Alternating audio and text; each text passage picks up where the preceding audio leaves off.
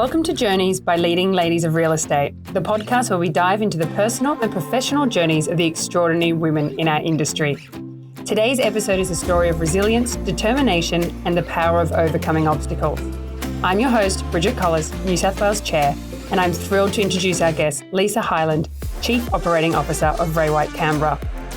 Join us as we unravel the layers of Lisa's journey from her commitment to her family to her passion for driving change in the property management industry. We'll hear how Lisa navigated challenges and carved out her path in the industry from receptionist to seasoned property manager to her current position as COO of the White Canberra Group. Lisa exemplifies leadership and dedication. So settle in and get inspired by Lisa Hyland's story. Hi. Hi. Welcome. Thanks so much for joining me. Thanks for having me. I'll be honest, this is my first Leading Ladies podcast. I know it's yours as well, so we can both be nervous together. Good.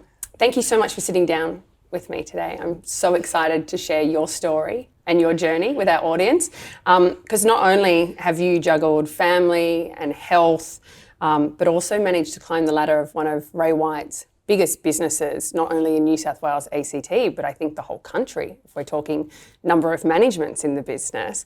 So before we get started on your journey and your career, I thought it'd be great if you could paint me a picture of the business where it is today, the White Canberra Group, where the business sits as a whole. Yeah.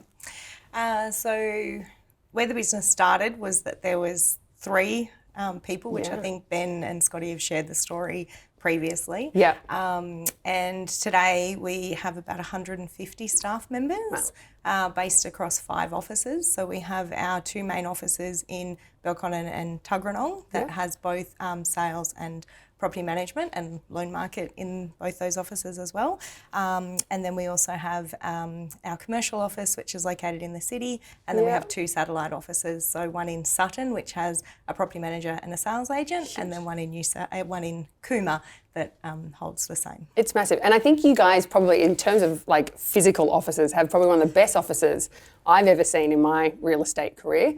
You've got a basketball court. We do. We have a basketball court. We've got a gym in both Tuggeranong and Belconnen, and a basketball court in Tuggeranong. And you've even got like a podcast studio too. We probably should have done this down there, We could have done it in Canberra. Could have done it in Canberra. And we also have what we call the rec room, which is great. And school holidays, you'll see a bunch of kids hanging out in there. There's a TV, there's a massage chair, ping pong. So the kids have a lovely time. I love it. I know you guys are very family friendly, and I will touch on that through this discussion. But when we caught up last week, your son was in the office. He was. And he was popping in and out of the interview, which was gorgeous. And I think you even touched on the fact that your daughter, and I know we will touch on this, but she's been at open homes with you. She was doing keys on the day that we were talking. Yes, she was. She was doing the key cupboard, putting the numbers on. So so she's now 12.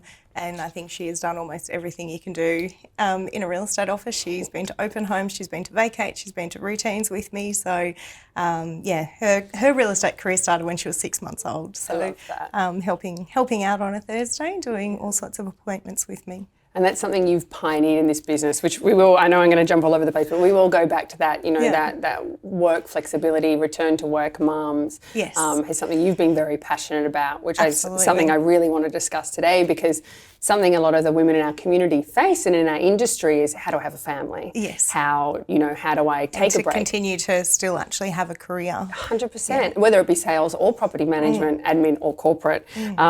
So look, we'll go back to the beginning. You joined White Canberra in 2017, but you'd worked for 10 years in senior PM roles in Canberra. Yes. But prior to Canberra, you have a bit of a story.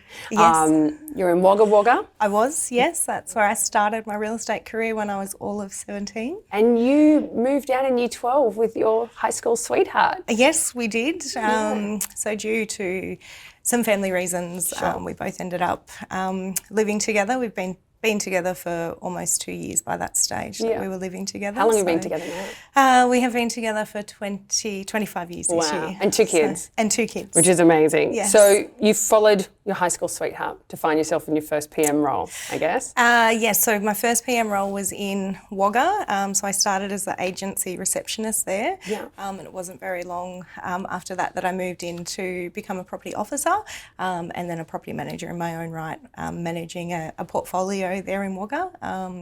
And I was there for about three years. Yeah. And then, so Matt, who's my high school sweetheart, he got a job in Darwin, and we decided that it was time for us to look at other opportunities, what existed outside of Wagga. Yeah, spread your wings a little bit. You're sort of 21 and, what am I going to do?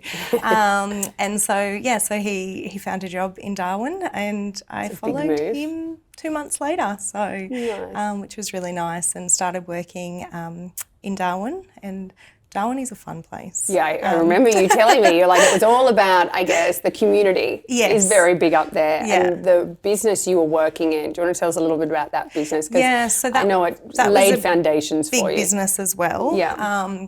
And they operated in sort of a pod style. So you had your senior property manager, and then you had your property manager who would do vacates and routine inspections, and then your maintenance manager. So it was kind of little pods. Being that it was so transient, they kind of didn't necessarily build relationships, but they needed to have competent staff to actually undertake these tasks. Do those roles. So by the end of my journey there, I was a team leader, managing a team of 4 in the How old were you Palmerston then? office. So I was 24 by the time we... How did you go managing a team at 24?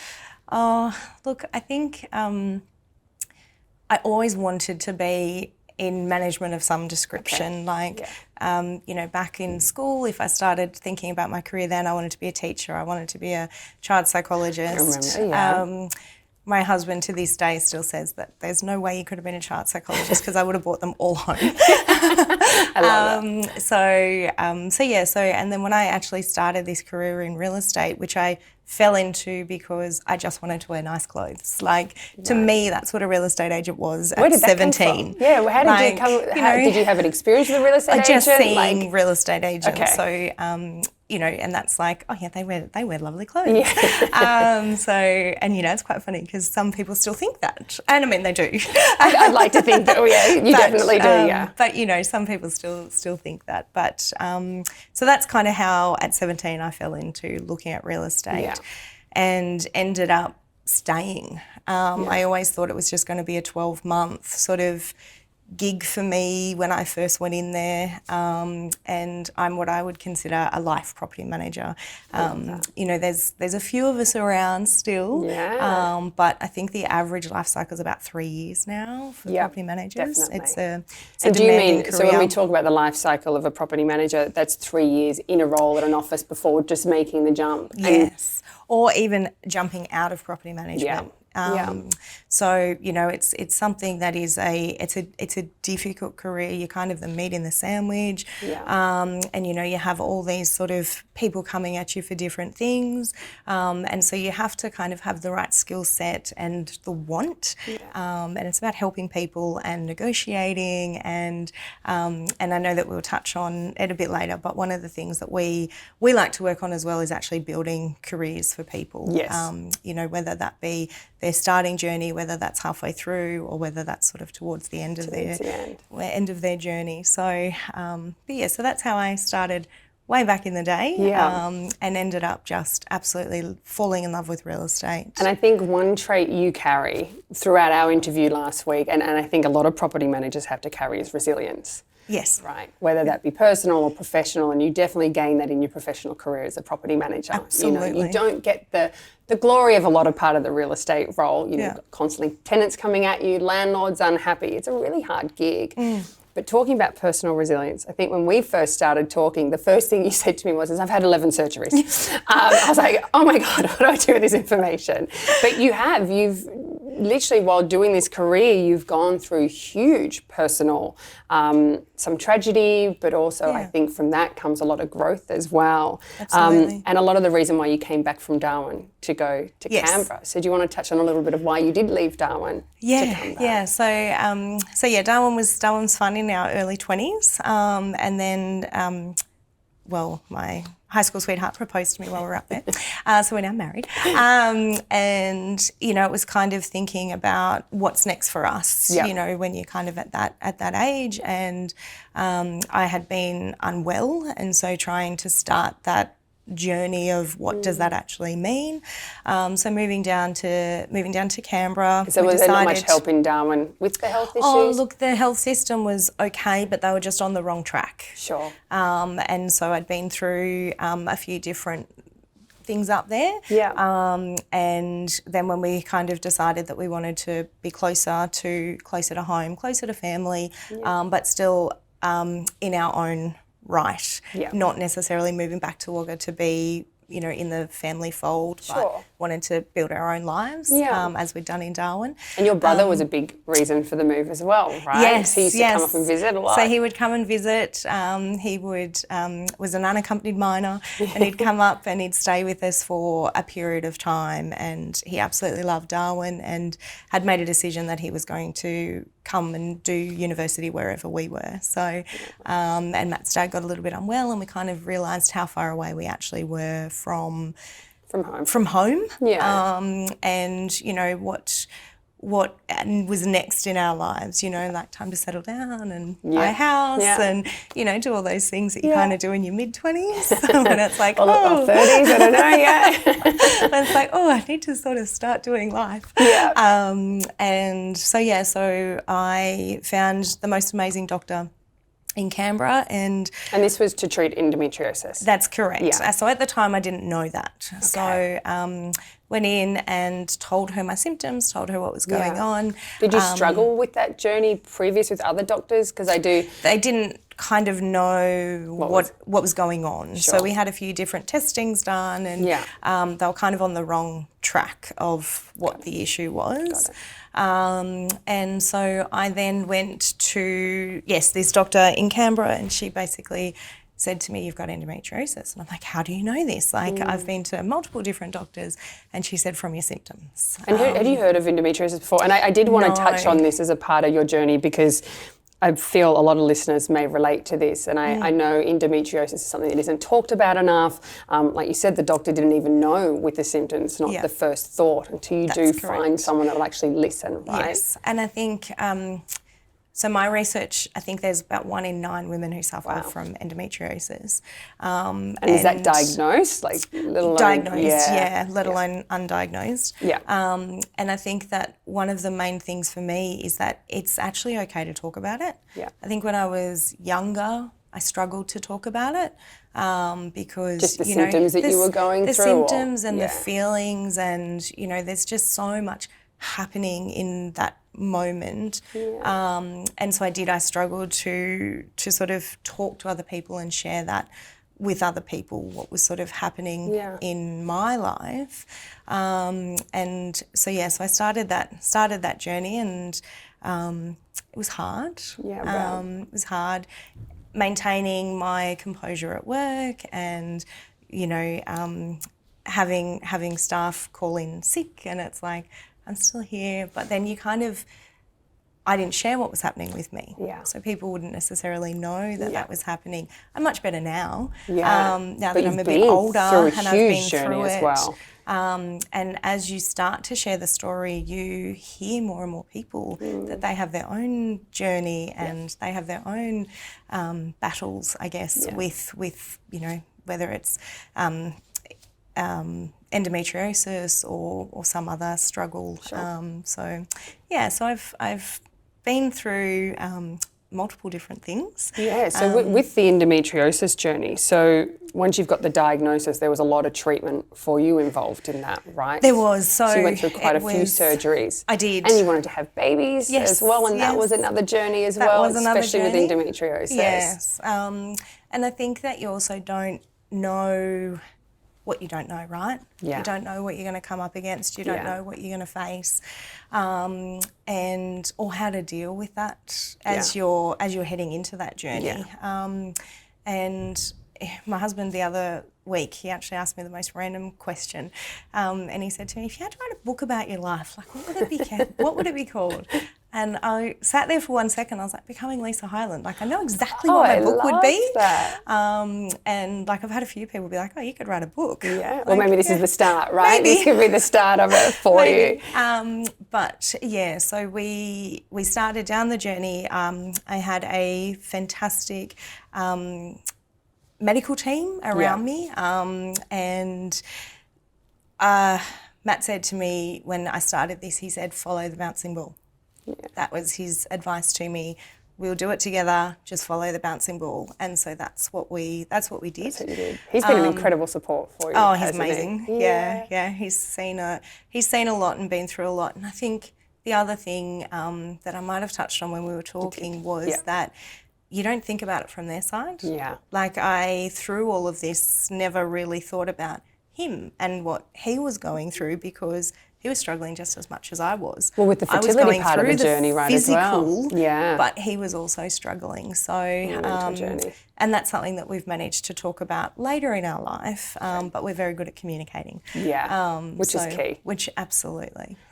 Talking about communication, going through this journey, because you did have the surgery, so there's downtime, there's recovery times, a lot of pain involved with endometriosis. Yes. How did you go, and I guess this would be good for listeners, how did you go communicating that to your workplace? So I think you were at Luton's when you went back to Canberra. I was, and I had a really good relationship with my boss. Yeah. So I got better at telling what was happening a little bit later, not in the early stages. Was that out of fear? Like fear of the stigma, or fear of how they'd react as a management?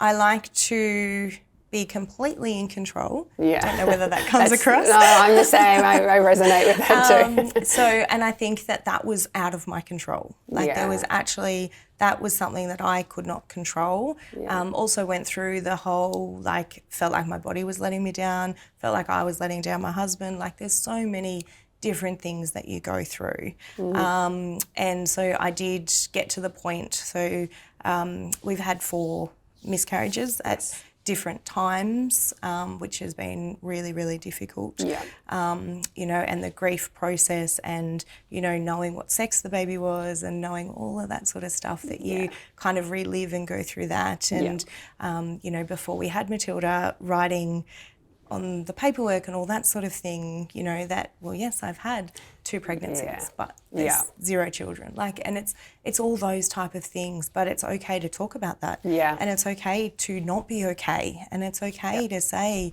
I'm struggling. And one thing, I'm probably digressing now, but one thing like Matt and I do is, if you've had a hard day, you say, I'm not. Oh, you guys had the best communication with this in your family. Yeah, I think it's wonderful what you guys do. So we chat about, if you're not at your top game, right, the other one steps in and cooks dinner, and gets the kids organised. And mind you, Matilda is amazing. She sounds amazing. She can come work here whenever she wants. So she's absolutely very helpful. But she also has a lot of her own commitments as well. So she umpires netball, she plays netball, she's in the school play. Like, there's so many things that she does in her little life at 12. But look, I think touching back on what you said, like I went through something similar before I had Avalon.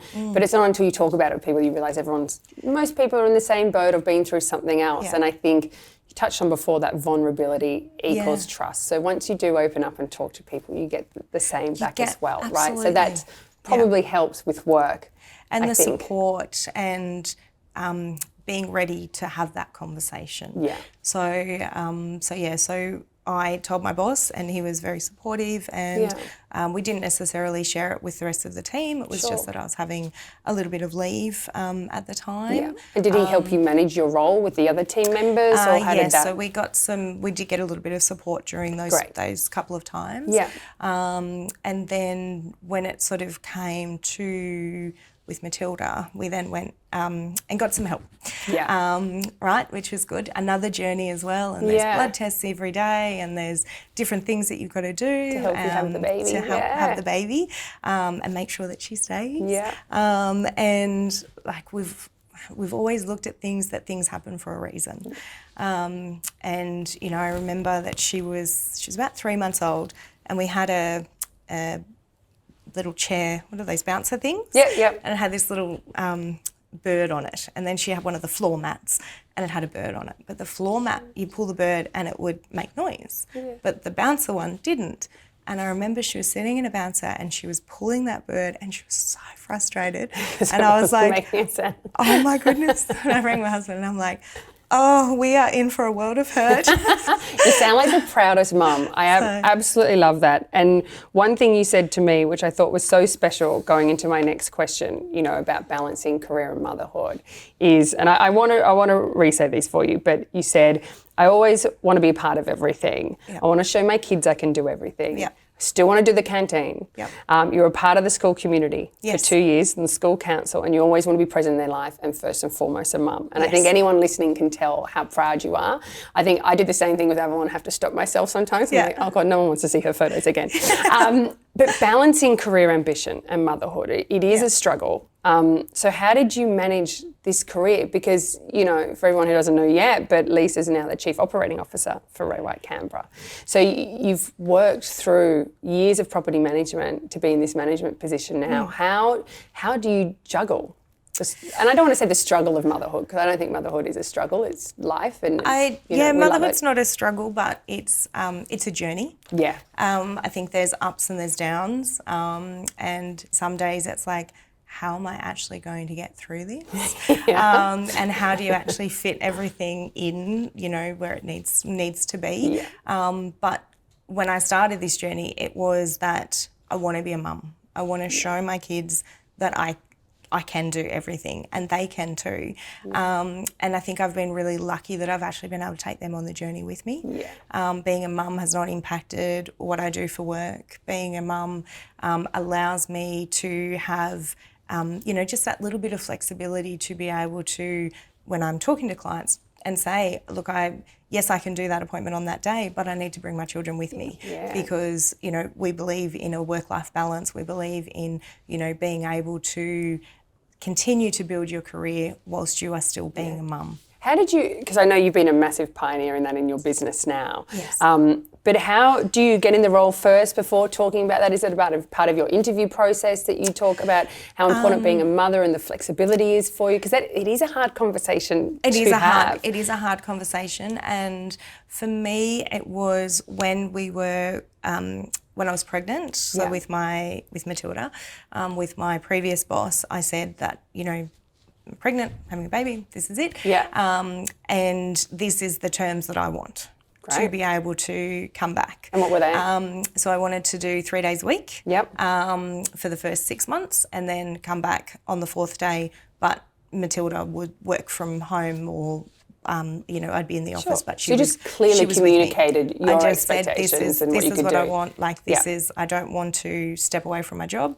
This is what I want, and I can actually do it. Yeah. And I worked really hard. It was actually really good. Yeah. We had an agreement because I wanted to take a little bit longer maternity leave. Yeah. And my boss wanted me to come back a little bit sooner because obviously I ran the team. Yeah. And so we came up with a compromise that worked for both of us. And I kept my Fridays off until Oliver actually went to school. So I kept my Fridays were my day of being mum. Mind you, I did appointments on those days too, because sometimes you just have to do what you have to do. You also love what you do, I think. I do. Which comes through. So you're very committed, I think, to the role as well. I am. And I think that's what makes it work, because I wanted to make it work. Yeah. I wanted to be able to do school drop-off. I wanted to be able to do school canteen, which I did on Fridays. Yeah. But the kids' school actually now changed it. Oh, well, not the kids' school, because Tilly's now in high school. But that's a 45-minute shift for the canteen. So I can just go in and put my name in the roster, and I can duck down when I'm in Tuggeranong. And you can do it. And I can do it, and then I'm back, and I'm only out of the office for an hour. So what advice do you have for other working parents? Because I know Avalon's just started primary school, and I've already started to cop the such and such as mum's come in and read a book, or someone's mum's at the canteen. Like, oh, this is a whole new world for me. Yes. So what, like primary school is a whole nother thing. But primary school is a whole other world. God, yeah. And like it's about, the one thing that I've learnt with school is that it's not about the school just has to teach them. It's a community, and you all have to be in it together.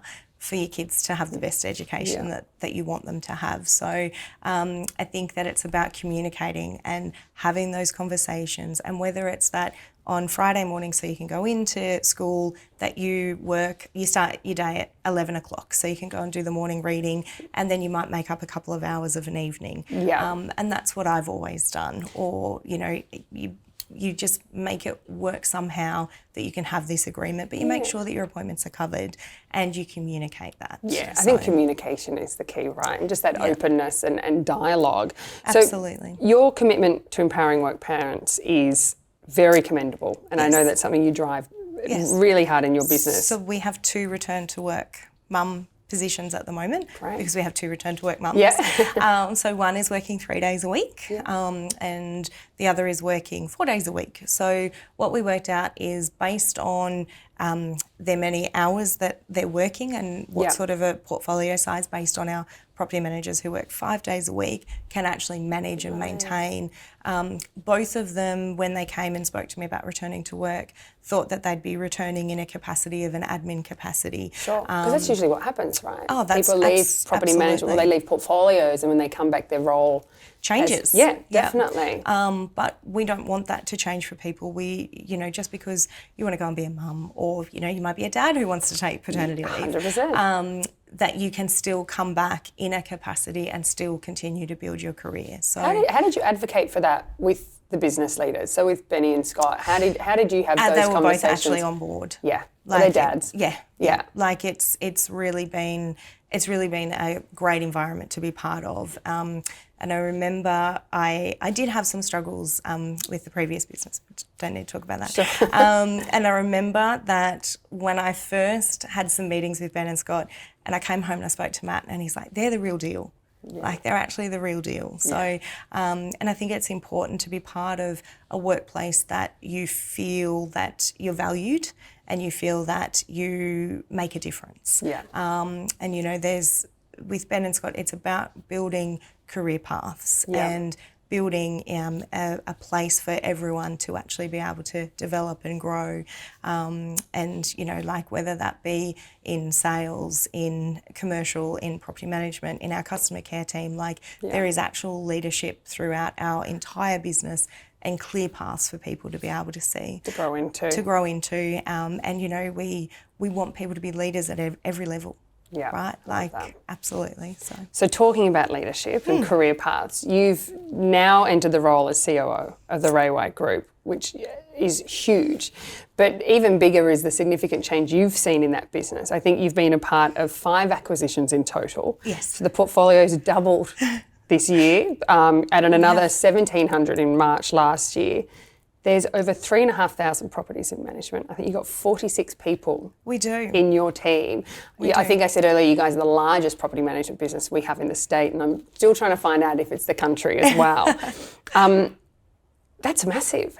What's prepared you I know everyone talks about career journeys, but what has prepared you to be in this role now? Like, you've always wanted to be a leader. What do you think along your journey, the whole way from Wagga to Darwin to where you are now, what has prepared you the most to do this role? I think it's probably been my journey through.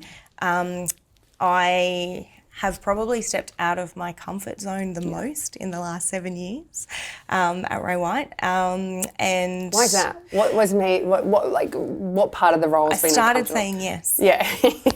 Well, like today, right? You're not allowed to say no. You just got to say yes. I tried to say yes more, and I think Ben saw a lot in me as well. Yeah. And I think that he has been able to push me into my comfort zone, into my courage zone, but also allowed me the safety blanket that if I fell, that there was plenty of support there to help and work through what it was that probably didn't work the most, and how we can go about changing that. So it's been a good 7 years. I think that you want to make sure that you surround yourself with really good people. And I think that we are so lucky in our business that we have a bunch of good people who are actually on the same journey. We're all sort of rowing the boat in the same direction. That helps. Yeah. You know, you've got people that you can say, hey, I can't actually make it to this appointment. Can you cover this one for me? And it can so people aren't rolling continue. their eyes. They're actually happy to help. They're happy to help. You know, I've got a fantastic operations manager who's helped me with our acquisitions. We work really well together. Our last acquisition, we did around my dining room table, working through and making sure that we got it all sorted out. This one's been a little bit bigger and a little bit different. So that one's been kind of a little bit different. But what we find is that each acquisition is different, and how we come at it is different. And I think one of our biggest learnings over the last couple of years is that we actually have a really good business. We've got good systems in place, and that we need to back ourselves in with these properties coming in and the way that we work, and getting them straight onto our systems and all that sort of thing. So processes are important, systems are important, but Absolutely. I think what you've touched on, which is very hard to cultivate in a business, is culture, especially in a property management team. Sales is very different. You know, everyone sometimes the star of their own show and everyone runs their own race, but property management, especially such a large 46 people in a team, like how do you make that?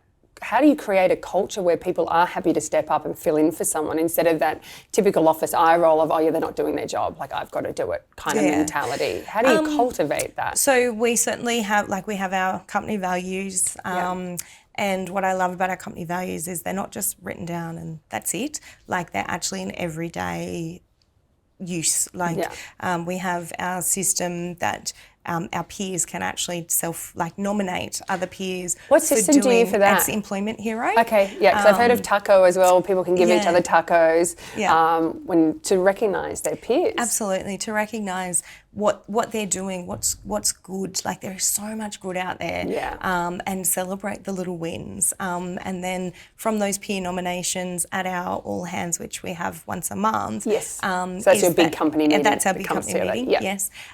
Each business unit then hands out some awards and they get to spin this wheel and it's a lot of fun, and you know it might be a box of chocolates or it might be lunch with the boss or it might be a book, like it doesn't matter. It's just that recognition. But it's recognition. Yeah. And so we absolutely love doing that. We've brought back in our daily huddles, so that's with our team leaders, do daily huddles with their team. So is that in the office, in person, everyone comes together?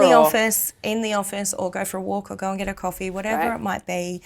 So one of our team leaders is bringing back Wellness Wednesday. Great. And so they go for a walk around the block or they do whatever, and they talk about what was good from yesterday to try and always bring the good back. Yeah. Like property management can be a little bit negative sometimes. And so it's about what was good from the day, like what was your positive takeaway, and then also what challenges you've got, what roadblocks you've got, so that as a team you can come together and help problem solve that. Yes, it's not just all on your shoulders. It's not just on one person. Yeah. And so in our teams we have our team leaders and then we have our senior property managers. So if our team leader is away, the senior property manager will step in and will help the other team members with any challenges. So it's a nice way of, showing how you can build a career in property management and move through to management, not just be a property manager. Yeah. And I think the thing we keep talking about and you keep touching on is everyone being a leader. And I think the leadership journey is a constant daily change. You've got to constantly, if you're not learning, then I don't know what type of leader you are, but what are the key principles to your leadership style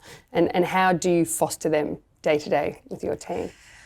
I think I like to do as much reading as I can. I also like to listen to podcasts. Yeah, I'm getting better at that. I think I'll be a little bit stressed about listening to my own. But I do like to do that. I like to find things that are positive or things that might actually make a difference and share that with our team.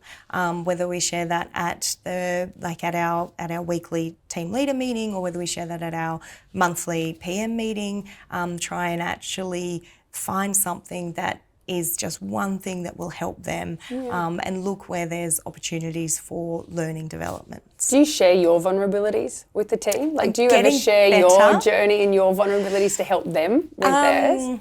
I think that there's probably going to be a few people in my team who are going to learn a little bit about me that's cool. today. That's cool, but I am trying to get we much should all better. listen to it together, have a cup of tea and listen to it together. You can answer some questions. Yes, I am trying to get better at that. One of my team members I was chatting to, and she said to me, "You're the poster girl for resilience." I think so, definitely. It's been a journey, but you know what? Every day I just get up and keep smiling and it's not over take yet. on the world. I know there's still a lot more for Lisa Hyland. I definitely do. I know there's a big part of your journey coming up, which we can touch on maybe in part 2. So looking back on your journey so far and your career, what advice would you give to your younger self? Now you've got, I guess, hindsight and you are where you are. What would you tell your younger self? What I tell my younger self is not to be scared and to say yes and believe that you can actually do this. Yeah. I think that's probably taken me a lot longer to realise, but I've loved every day on my journey. As hard as the surgeries and the endometriosis and all of those challenges were, that's what has now made it that I have Matilda and Oliver. 100%. So, it's okay now to look back on that. But when you're going through that, it's really, really hard to be able to get out of bed and to go, it's going to be okay, what's the next step? Yeah. So, and I had a great support network in my husband. So I think you've been incredibly lucky with Matt. But I think even having that support, you still have to rely on yourself to get yourself out of the bed every day, to get the courage to go to the appointments, to have the conversations with doctors, and then in the end of the day, yourself as well, right? So I think for me, resilience truly stood out when going over all of our notes and thinking about you. So I think that's huge. What do you want to achieve in the years to come? What's next on the list? What's next on the list? Next on the list, I think I would certainly like to have ownership in the business. Yeah. I think that's something that I'd certainly like to achieve in my career. Yeah, definitely. It's probably one that's been on the goals for a little while now. Great. I was close at my previous real estate to being able to have that. So Ben and Scott do know. That's on my list. Yeah, and they're very open, I know. They are very open. And so that's probably one of the big things for me. And one of the other things for me as a leader is that I want to help build careers for our team. But I think that at the end of the day, having someone actually succeed past me, like that would be like that's the Nirvana, true leadership. Right? Like that would be the best. Yeah.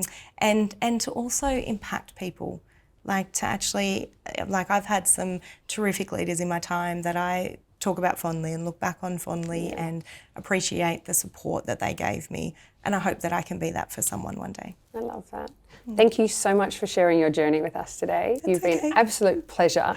I did want to also give option if people do want to reach out to you. I know there's in our Leading Ladies community, there's a lot of women who are looking for mentors or people who are in positions like yourself that they can reach out to privately and ask questions. Are you happy to share your email? Absolutely. Do you know what that is off by heart? I do. Would you believe? So that's Lisa, Lisa.Hyland, Hyland @raywhite.com. Beautiful. And I'm happy for anyone to ask me anything. So I am now open.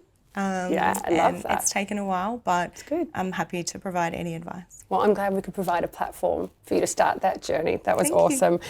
We'd also love to hear your feedback. So if there's anyone you'd love to see on the podcast in the future, please reach out to us. We'll put our contact details in the show notes and also our upcoming events for Leading Ladies. Thank you so much. That's okay. Thank you for having me. No, you're welcome. Thanks, Lisa.